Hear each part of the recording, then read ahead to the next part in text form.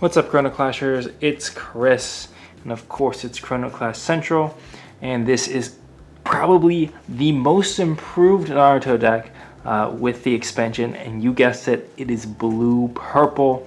Blue-purple is arguably unplayable, the worst color combination, so we'll start it off. So the idea behind this deck is it's definitely a control style deck. You have a lot of like counter spells with the new blue cards and kind of destruction, and it plays heavily on your graveyard. So you're going to be wanting to try to control time in the early game until you set up your graveyard little shenanigans, and then hopefully you can close it out.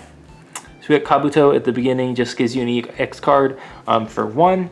It's really important because all your EX cards is where a lot of your like really powerful destruction lies. You want to be able to draw into them, get them into your discard, and play them or get them back, or whatnot. But the EX cards definitely help this deck get going, so you want to do that. Our cheap cards, these are the cards that you want to start playing at the beginning of the game.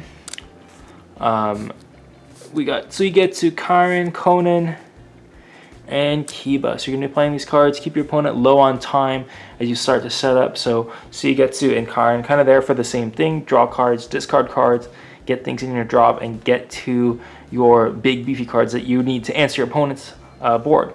Conan getting more EX cards, like I mentioned, it's really important to get them going. And then Kiba is going to give you a little bit more time just to get your kind of power plays going, and maybe fix your time too if you need it.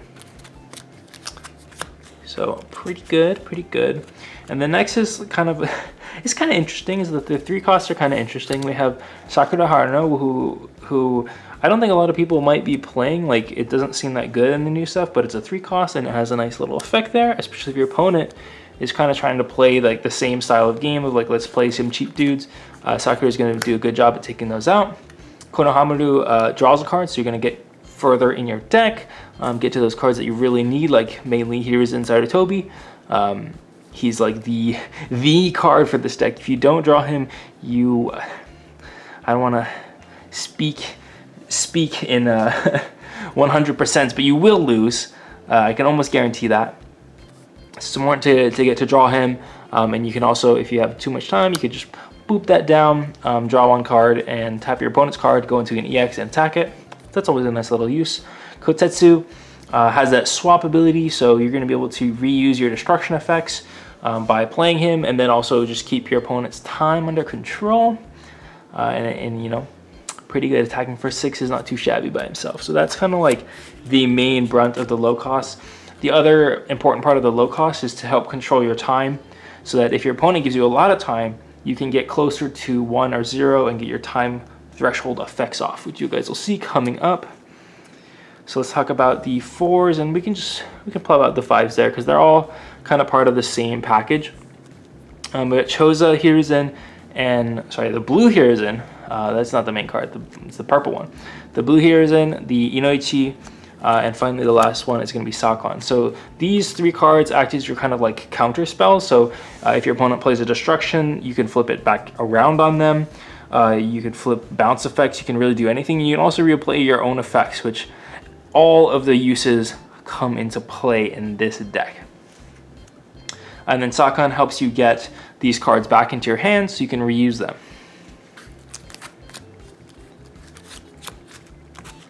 And finally, we're gonna go, this is the big boss card. He can have his own little segment.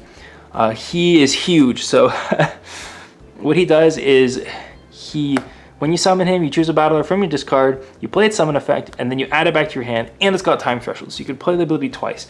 So what you're doing basically is you're playing those Suigetsus and those Karns, right? Discarding cards, getting them into the drop, trying to dig and draw into your heroes inside with Toby purple, and then you just grab everything back and you play it. And so what you can be doing is you can be discarding Chozas and these guys to just discard cards if you've already got your drop zone kind of set up, your graveyard set up. And then you play this, you can be like, all right, I'm going to choose my Choza in my discard.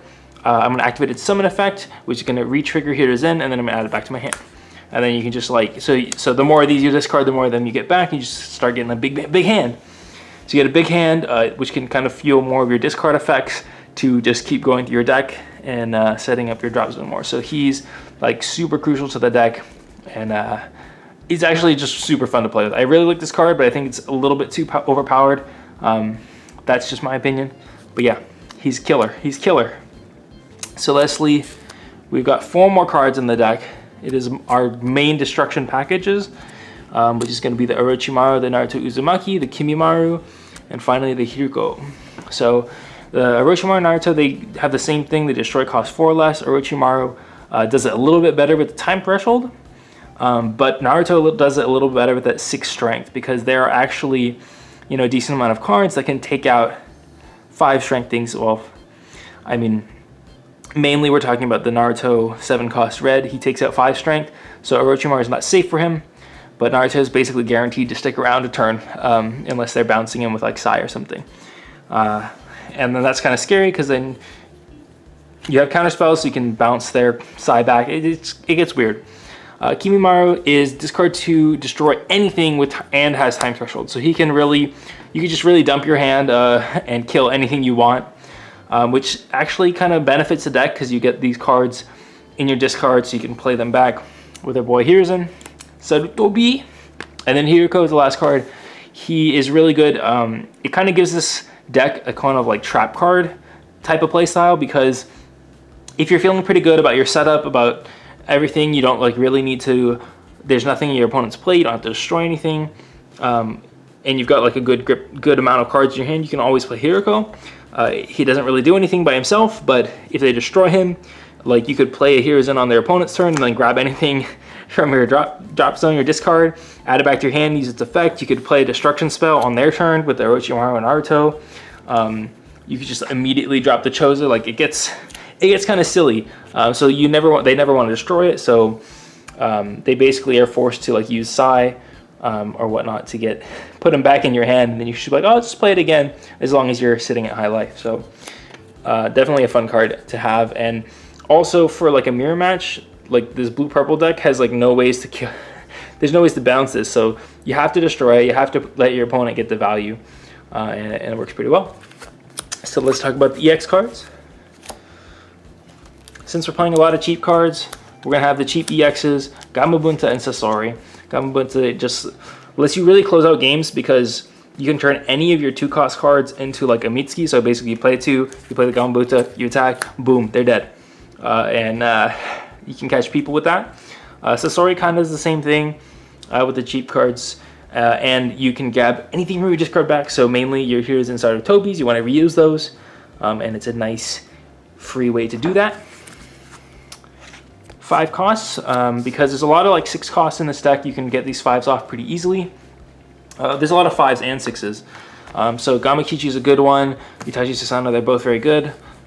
This is like part of your like bigger destruction package, because the main deck really, Kimimaro is the only good destruction in my opinion. So once you get the EX cards, like I said, they're really important, because you want to draw them, discard them, and then get them back with Sarutobi.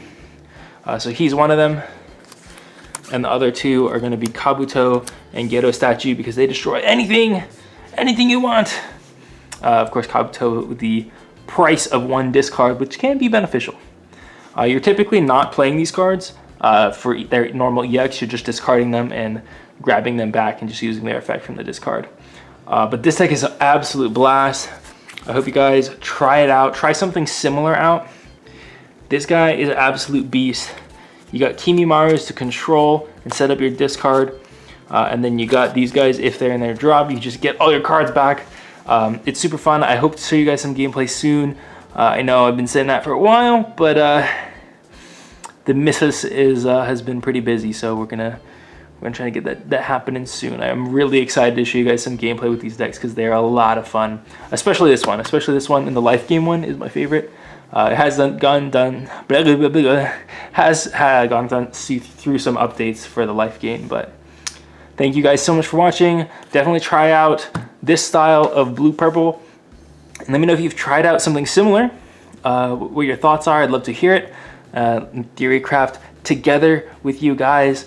And as we always do here, keep on learning, keep on having fun. I'll see you guys in another video. Peace.